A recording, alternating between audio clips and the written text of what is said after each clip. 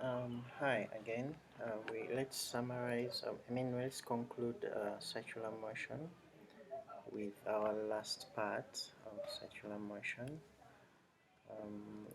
We are going to be talking about what we call centripetal force. Okay.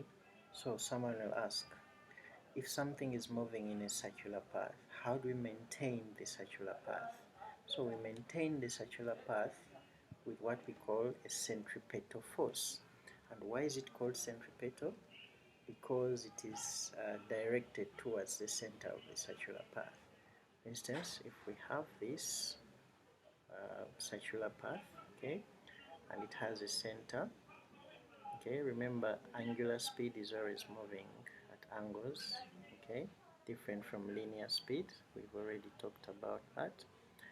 I'll keep naming them. So since this is the last part of circular motion, I'll remind you quickly what the symbols mean.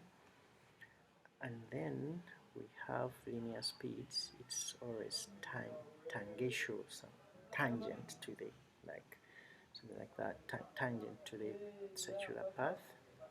So this is linear speed, okay, and then we have the force. This force is always directed towards the center, okay. Okay, so this force is always called the centripetal force. Centripetal force. Forgive my handwriting, it's really somehow bad. And then this here is the radius r. Okay, so from what we already know, F is equal to ma. Remember that? It's from linear motion in a straight line. So in circular motion, centripetal acceleration is what was the formula again? I hope you remembered.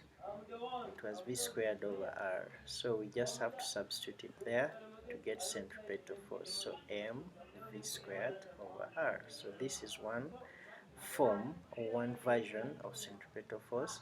But then it gets interesting because it has different forms. So I'll name that one.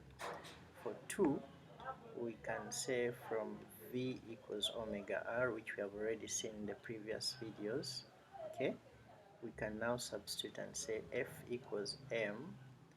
Okay, now instead of v, we can write that and square it, then over r. And then simplifying this, we shall get m omega squared over r, and 1r cancels. So our second form becomes m omega squared r. So this is also number 2, second form. Okay, yeah. And now for the third form,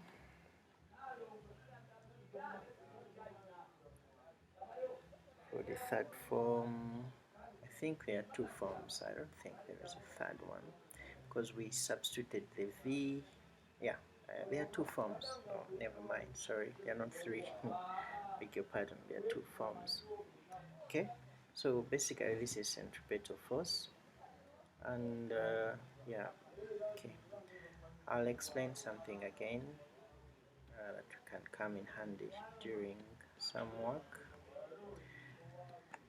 Okay, so if we've been talking about horizontal circles. Now I would like to give you a scenario of a vertical circle.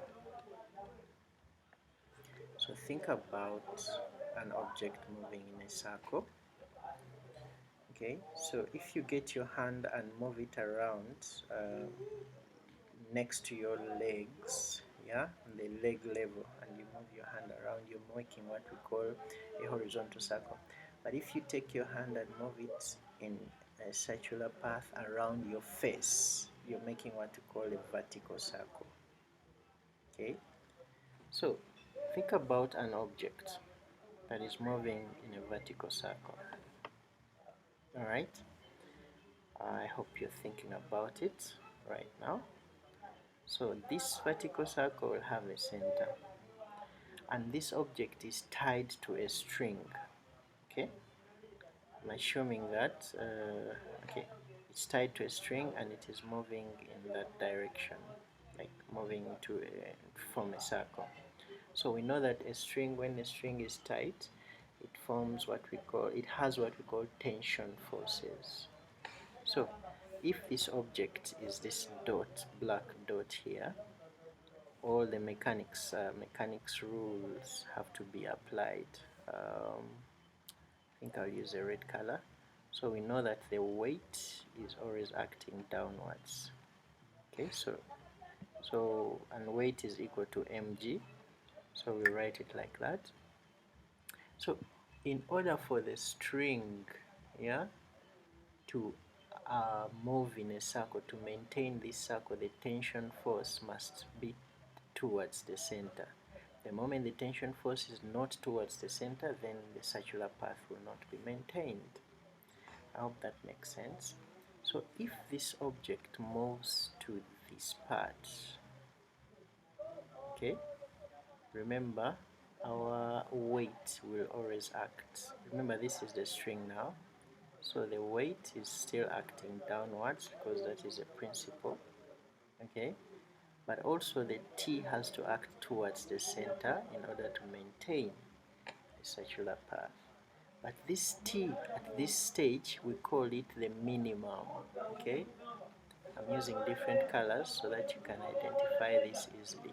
So we write T with a subscript min to show that this tension at this stage is the minimum.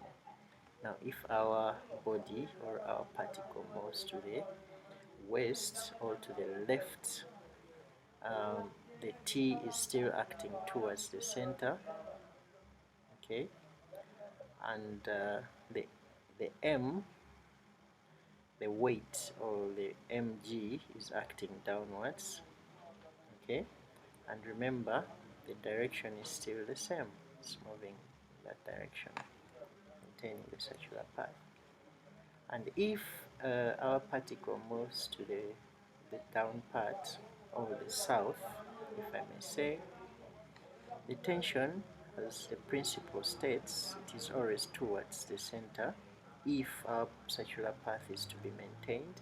But now, because this was minimum up here, so this will be the maximum tension the string will be applying to maintain the circular path, and our mg is still downwards. So basically these are the active forces if an object is moving in a vertical circle. Okay, so let's make some analysis.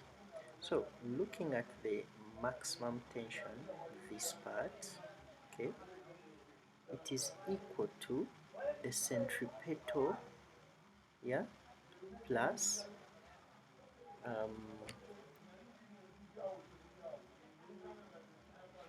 think about it, we want to get the resultant, right? So you can see that the T maximum is upwards, facing upwards, okay, but then the mg is facing downwards, and the T is also, the T minimum is also downwards. So basically, I hope you understand if I write this.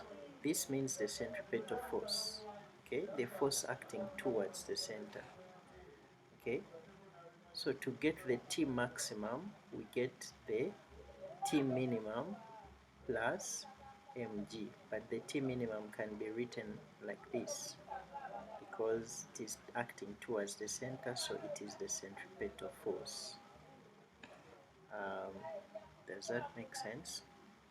And when looking at the T minimum, so for the T minimum it will be the T max, okay, T minimum is equal to T max, okay, T max, which is acting towards the center, and I'll give it that because they are the same, acting towards the center, but it will be subtracted because it is facing the opposite direction of mg, Okay, so these two equations are really important when we are dealing with motion in a vertical circle. So briefly, these videos have been explaining circular motion, and the circular motion ends here as a unit.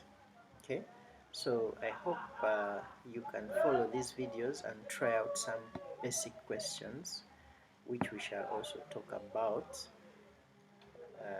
when we meet, but this is the entire topic of circular motion. I hope you understood, and I hope the videos are helpful. Yeah, so I hope I made sense and everything logically, and see you. Have a nice day or evening, and bye bye.